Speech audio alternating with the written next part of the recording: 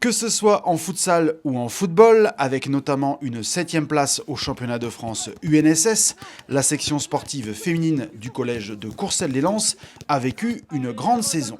Un grand cru également dans l'état d'esprit que le responsable Christophe Douchez a souhaité récompenser avec un événement inédit. Il a en effet organisé une rencontre entre des pionnières du football féminin dans les années 70 et ces jeunes pousses.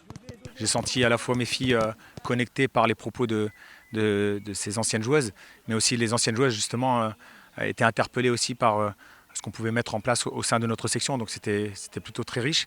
Triple championne de France avec le club d'Étreint en 1978, 79 et 81, les 5 anciennes joueuses ont pu convoquer leurs meilleurs souvenirs face à un auditoire conquis. Ça fait 50 ans maintenant, quand on prend du recul, on se dit quelle époque, quelle épopée. 3 titres de championne de France, des sélections en équipe nationale, c'est formidable. Franchement, c'était super.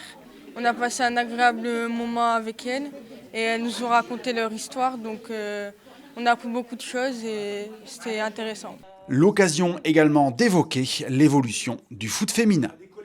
On sent qu'il y a encore des axes d'amélioration à mettre en place au sein de la féminisation du football. Mais voilà, on sait aussi d'où ça a démarré, donc il y a quand même une évolution.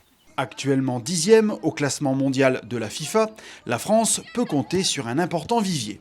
L'objectif est d'atteindre les 500 000 licenciés pour faire encore franchir un cap au foot féminin tricolore. Il est reconnu, pas suffisamment encore.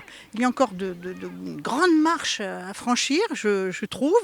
Il faut vraiment se mettre à l'ouvrage pour rattraper les nations qui nous ont devancés maintenant. Les axes de développement, c'est surtout créer de nombreuses écoles de football, de sections féminines, parce que c'est par ce biais-là qu'on arrivera à apporter de la qualité dans l'entraînement, au niveau des entraînements, au niveau de la formation.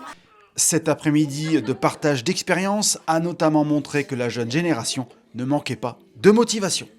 Pour toutes les filles qui font du foot, il faut tout le temps croire en ses rêves. Comme quoi, les pionnières, ils ont réussi, ils sont passés en équipe de France, et comme quoi, il faut tout le temps croire en ses rêves.